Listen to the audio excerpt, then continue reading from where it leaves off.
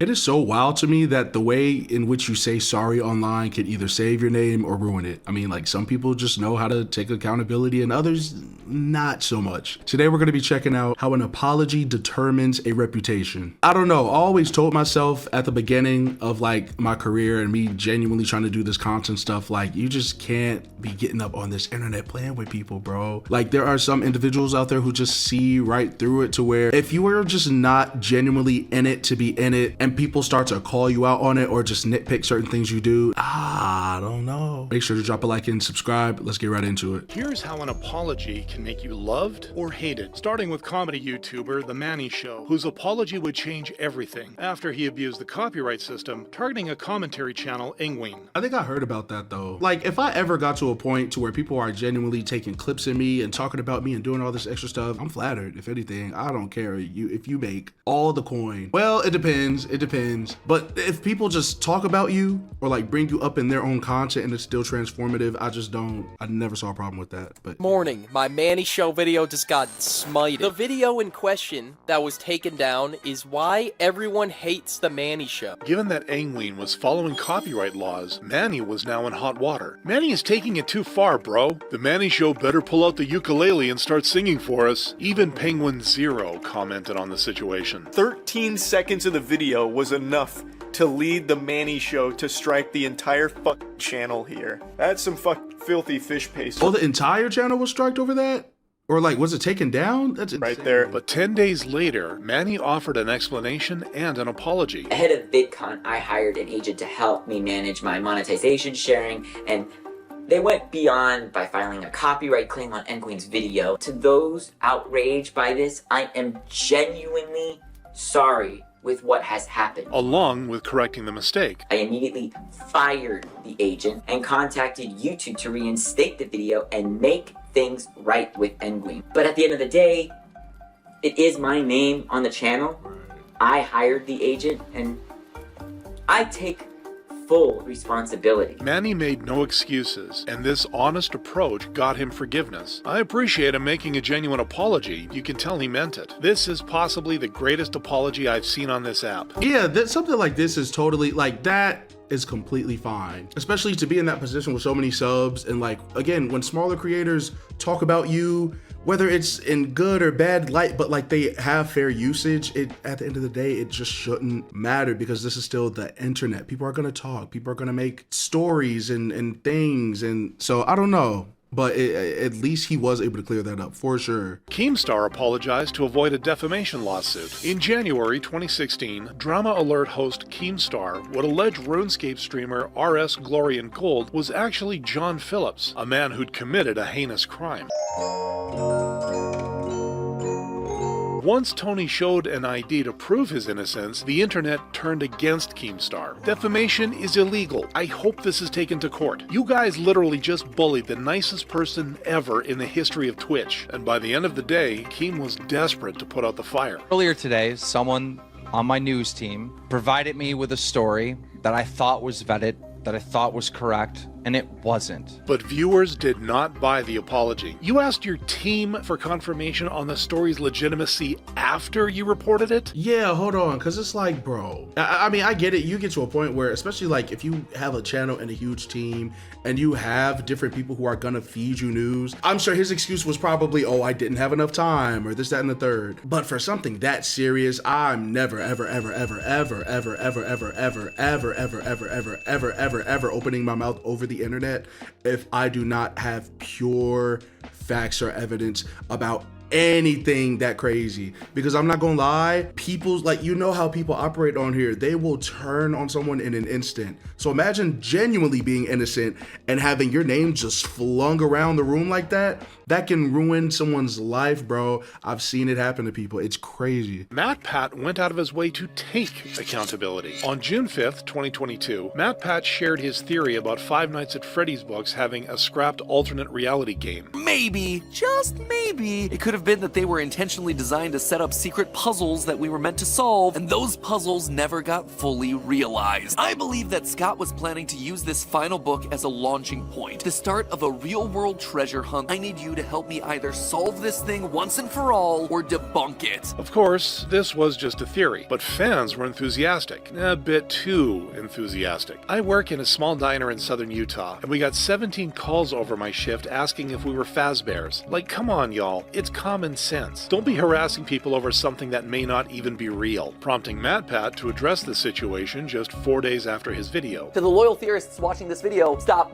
Cannot make that clear enough. I appreciate your enthusiasm, but this is not the way to do things. It is never acceptable to call someone or their place of business to look for lore in a video game. Okay, yeah, this is when y'all get to a point where this is the internet gets your noodle. When it gets to a point where you real life are taking the content you absorb over the internet and are inconveniencing real life people, yes, that actually is an issue. I'm sure he just made a video talking about the game and just the intricacies and the lore of the game. I've been called out. This is actually recently, I've been called out for people assuming that the things that I say make it seem like I'm better than people, when this is just, I don't know, just the way I was raised, bro. My mom would always instill me with just a mindset of thinking before I do things, right? So like if someone feeds me information, sure, you could soak it up and like take it into consideration, but it still makes sense to go out of your way and do further research just to legitimize it. With the internet being this accessible, it is crazy how people just do the most blatantly dumbest things. And yes, I consider that dumb, because why would you call the people? Like, nah, that's insane, bro. On top of ending the treasure hunt, MatPat held himself accountable, apologizing for those affected. This is me formally saying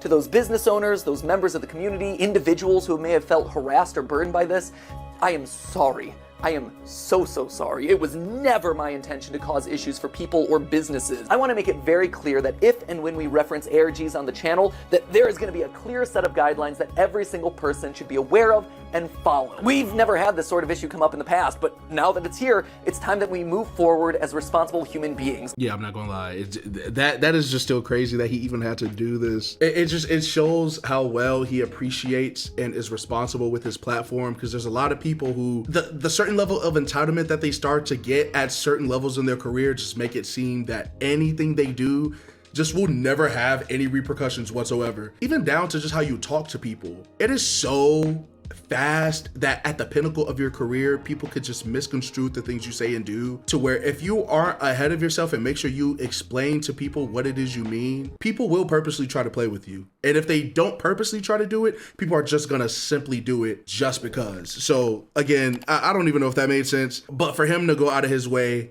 and step in front of his audience to stop that is kind of cool. Because not a lot of people with a channel that size do that, for sure. Unlike Linus, whose ego turned his own fans against him. On June 24th, 2023, Linus Tech Tips would test Billet Labs' prototype GPU cooling block and declare his verdict loud and clear. How many views does that say at the top? That's a one.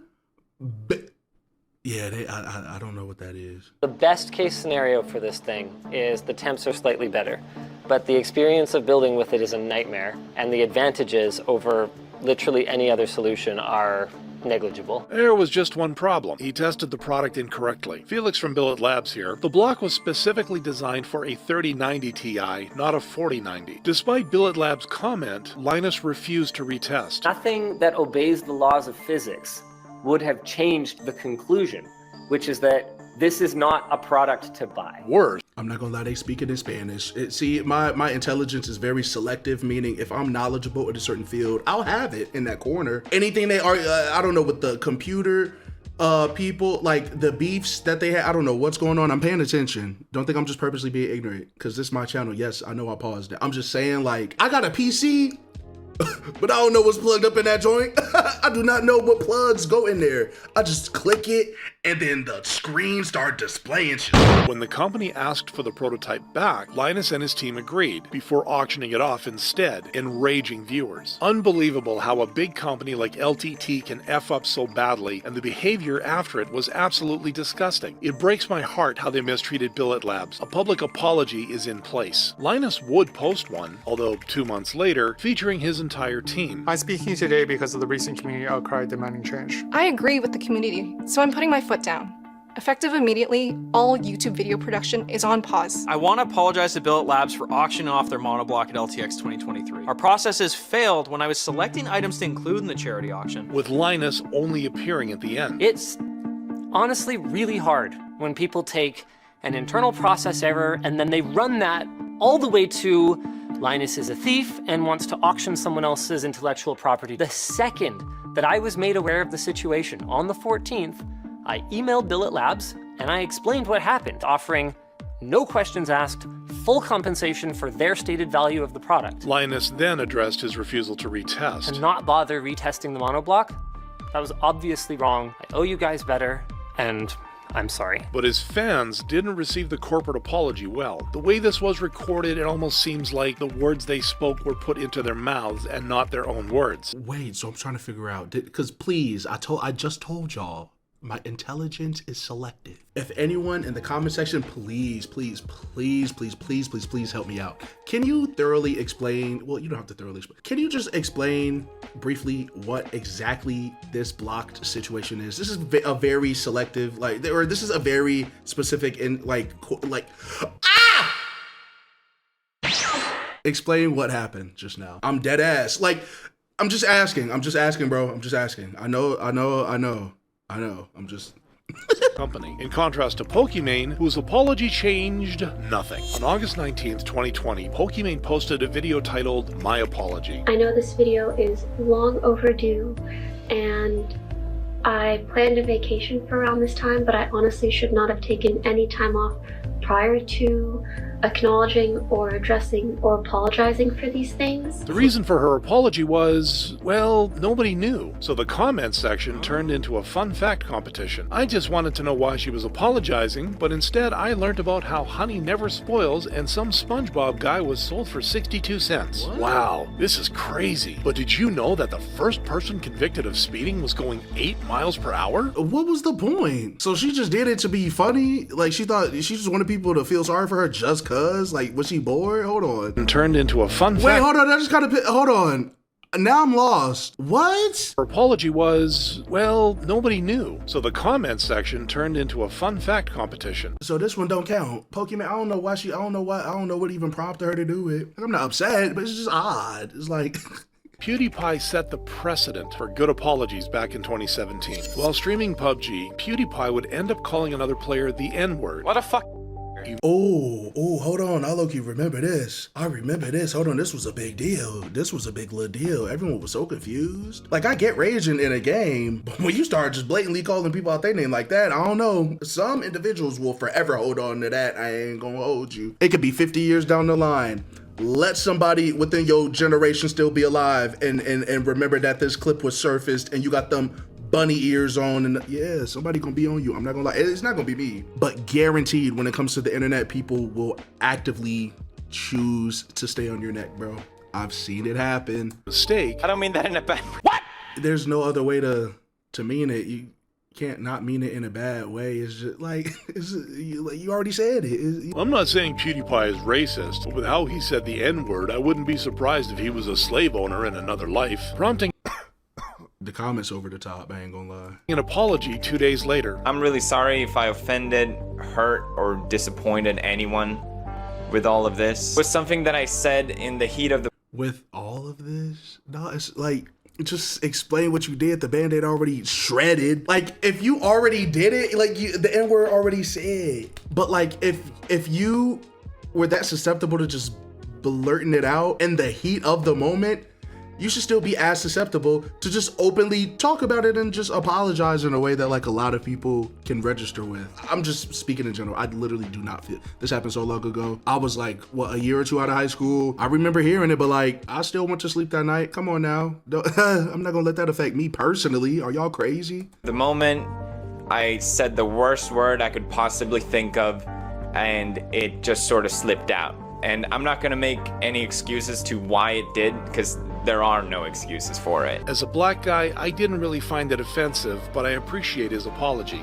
Here's the thing though, because like black people get upset when black people say that, but the thing is, and I'll throw myself in the mix, personal opinion, if he didn't say it to me specifically, I'm not about to go on a witch hunt for that man, specifically him, because of something he said on his side of the internet to his art. Like, this is very tricky because again, we're talking about like the N-word, right? This isn't like any other situation that isn't this heavily enrooted, because you know how many people be trying to say that word. There are individuals who are selective with what makes them angry. I feel I can relatively control my anger. I don't even really get angry. I don't know what I'm trying to say here. Stop talking about me getting that help, bitch. You need that help. Stop talking to me, bro. You keep talking to me. You keep trying to have that last word, Noah. I told you I'm done, bro. Leave me alone. You finna make me crash the fuck out and drop dead serious. I just don't know why he said it, bro. That's all. I feel like I'm running in circles. Am I hot? In the end, he was forgiven, staying the most subscribed YouTuber for 2 more years. But though PewDiePie apologized for his own actions, David Dobrik had to apologize for his ex-teammate. In March 2021, the Vlog Squad leader would land in trouble when a woman he invited for a video shared her horrible experience with group member Dom Zaglitis. On the night of November 25th, my friends and I came to your house to shoot. The last thing I remember is being extremely drunk on your balcony. Apparently, you and your team bought more hard alcohol than I drank, and you, me, and my friend had a threesome, which I have no memory of whatsoever. To my understanding, at some point during the threesome, I was too drunk and laid on the bed and slept. From what I've been told, my friends had to come into the room and put on my clothes, and I couldn't walk leaving your house. Despite David not being directly responsible, fans were not happy. David's got a lot of explaining to do. This isn't YouTube drama. One of the severest crimes possible was committed, and David and his whole crew need to be held responsible. In response, on March 23rd, 2021, David apologized. I want to start this video off by saying I fully believe the woman who came out against Dom and said she was by him. I want to apologize to her and her friends for ever putting them in an environment that I enabled that made them feel like their safety and values were compromised. He then addressed the situation with Dom. I made the decision to no longer film with Dom in 2019. But what I didn't do is I didn't go back to any of these women and apologize. I didn't reach out to any of these people. And that breaks my heart knowing that I was doing all this stuff and I was making all this content while there was people that were still really hurt by what I made. I'm making myself available to anyone that wants to reach out that I've hurt in the past.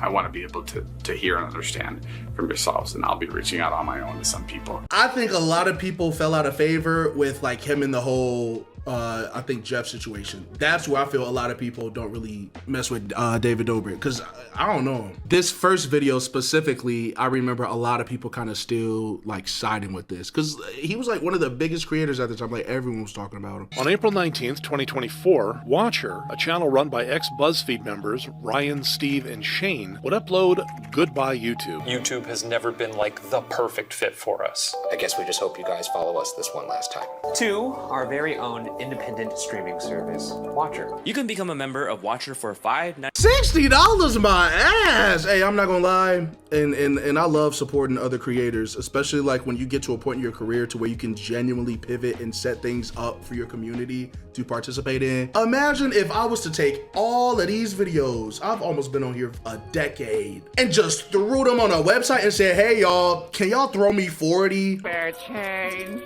Spare change, ma'am. I'll even sit up here and say I do not think I'm that entertaining to where people are willing to pay almost half of a $100 bill to see the exact same videos just on a different platform. Never. Because this is YouTube, meaning so many people, there's so much heavy traffic coming onto the website for people to just simply watch who and what they want to watch. And that's what drew me to want to become a content creator, I feel like, was just seeing such an immersive community, a free-for-all for people to just be self-expressive. I'm not going to no other URL to type in shiznit when it comes to somebody else's channel. No, that'll do it. That's too much money. I'm not gonna lie. Hey everyone, last Friday we announced that we're leaving YouTube and launching our new streaming platform. We messed up. We've been reading the things you've been saying, and we're sorry for the way we handled this, as well as the way we communicated it. Additionally, they also changed how Watcher TV would work. If you want to watch our shows early and ad-free, you can catch them on the Watcher platform a month earlier.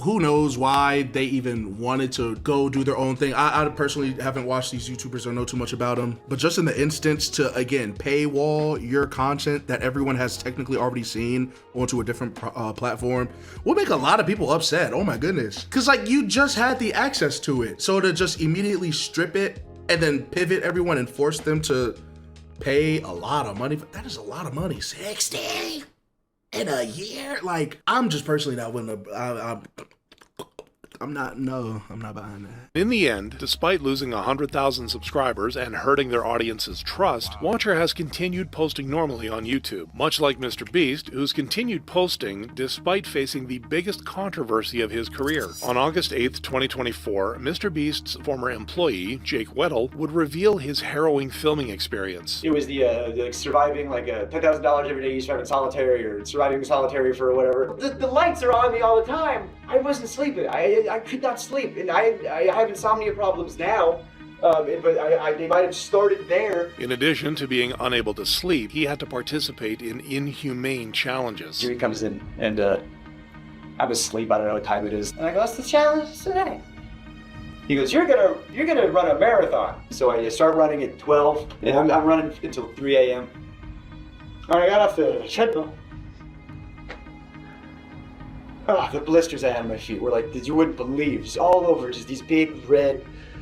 I couldn't walk. Despite this, he never got the money promised. I did not get the 300K. He goes, think of it this way. At least you get to keep what you earned. You know, you were in there for XYZ days. You did XYZ challenges, so you got, 100,000 some change. Viewers, unsurprisingly, didn't take this well. As someone who used to run cross-country, forcing someone who's out of shape to run a marathon after depriving them of sleep for 2 weeks is one of the most sadistic things you can do to a person. When you explain it that way, yes, that is eerily specific to where it's like, come on, bro. And for 300 racks, I'm thinking that 2 weeks and you're already sleep like that. It sounds like torture on the surface. I'm not gonna lie. Personally, that sounds batshit crazy to me personally. Oh my goodness, I did not. 2 weeks, bro. A week later, however, Mr. Beast messaged Jake, "Hey, I wanted to reach out and say I didn't mean to cause you mental stress with that video, and I apologize. You mentioned you'd like to be paid out the rest of the prize money, the other 190,000, and I'd love to make things right with you." The two then spoke on the phone to negotiate a smaller amount of money that Jake was comfortable accepting. Counteroffer, 50. You save $140,000. You just give me 50. But where Jake accepted the apology, viewers still weren't forgiving. I just feel like this is another move due to Jimmy's lawyer who's trying to fix his image. I'm not gonna lie. Jimmy offering 190 racks, I'm taking it. Like, yeah, after I don't know. Is that bad? Again, I don't know this event separately to why he didn't take it. Again, I don't know. I genuinely don't know. Like, please, someone in the comments, this is where you help. If I'm not in the know, please correct me. Yes, thank you. Neon's official apology only got him more hate. During a March 2024 live stream, Neon would make a sinister threat against an underage fan. I don't give a f***, you're 10 years old. I will f*** you in the ass until you f***ing bleed, bitch. I swear to God. This happened after the boy... What even remotely gets certain people to think and say the most deplorable things? Yes, it's easy. It's so easy to just say it's for views, money, or whatever, clout, whatever you want to call it. But to just still be an individual who is saying and doing these specific things still is like exposing your true character to people. Because it's like behind the scenes, on or off camera, I'm not even talking to someone that batshit. Like, that is a very disgusting thing to say, especially to a minor, like a 10-year-old. Oh my gosh, why do people just do stuff like this, bro? Like, that is so nasty, bro. Made nasty comments about him and his girlfriend. I'll beat the shit out of you and your fat girlfriend. Oh. What the fuck? That fat slut. I'll smack her in her face too, bitch. The backlash and a potential permanent ban from his streaming platform, Kick, prompted Neon to post an apology. I made a lot of, bad decisions. But that was by far one of my worst things I've ever said or done, and I want to sincerely apologize for what I said. I don't know what I was thinking. I let a kid get in my head, and when he talked crazy to me, I blacked out, and I didn't realize what I was doing. And I blacked out? You shouldn't go live. if you're blacking out to where you just can't watch your mouth, it's just a time and a place for everything. No one's saying you have to be a squeaky clean, perfect individual. But if you are that reckless with your mouth online, yes, you should still be held to some degree. Because like, I get it, we got free speech and stuff, but like some people just talk because they have lips. Y'all will be willing to say the most barbaric things, and I just will never understand it and never be funny. I think it has to do with the audience. I'm not gonna lie. Some people will get 1,000,001 chances. I'm telling you. I don't know if people are just glossing over it because they like this individual so much, or like the parasocialness is real. People will do the most insane stuff on here, just on the internet, and still have platforms, and then it'll be one creator who like everyone likes or whatever. They do the tiniest thing and then everyone slanders them. It's like the way people pick and choose is scary too, because this all just feels like a gamble. Everyone can just get up one day and be like, I don't like you, Jason. Like, what I do? Like that be the craziest part. I'm sorry, I'm ranting. It's not guaranteed. Like, you're not entitled to anything on here. I'm not gonna lie. It's like, that's insane. I want to sincerely apologize. I'm not that type of guy. I'm not that type of person. Which was instantly met with even more backlash. Has talked ish for years, yet gives a half-assed minute apology. This man threatened SUO violence against a small child. He does not need a platform. You need to grow up and be held responsible for your actions. Stop saying that you black out. A blackout. This is my editor. A blackout. Have you ever blacked out over like someone just saying words to you? Cause like, there's no way, right? Like there's just no way. I don't be getting it, bruh. Like that's really weird. I don't know. Well, to each his own. The internet, just like music, for an example, is a very subjective thing. Meaning like so many people come on the internet and just find their tribe and their world of like people and content and activities that they feel they're interested in. And it's just so interesting to see how all these people's audiences react to like whether they do something good or bad, or who knows, I don't know. I just appreciate y'all for watching. If y'all choose to watch these videos, I know I'll be just on here talking, but I like it. It's fun. That's gonna be it again for today's video. If you are new by any chance, make sure to drop a like on this video if you enjoyed, and subscribe for more. And I will see you all again in the next video. Peace.